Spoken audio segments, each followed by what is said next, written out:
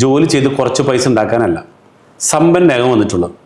അപ്പോൾ സമ്പന്നനാകുമ്പോൾ time test നടത്തുമ്പോൾ 4 കാര്യങ്ങളാണ് ശ്രദ്ധിക്കേണ്ടത്. ഒന്ന്, ഗെറ്റ് റിച്ച് സ്ലോ.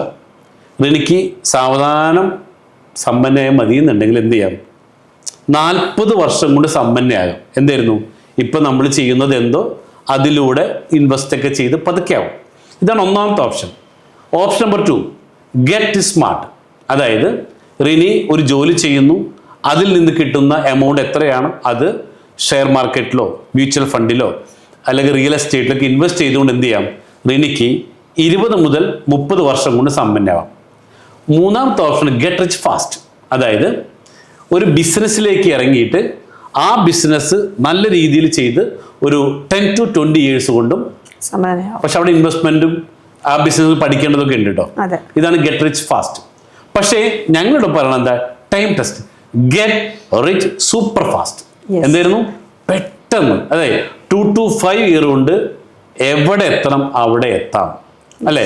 അപ്പൊ അവിടെ എത്തണമെങ്കിൽ എന്ത് വേണം? മറ്റു മേഖലയിൽ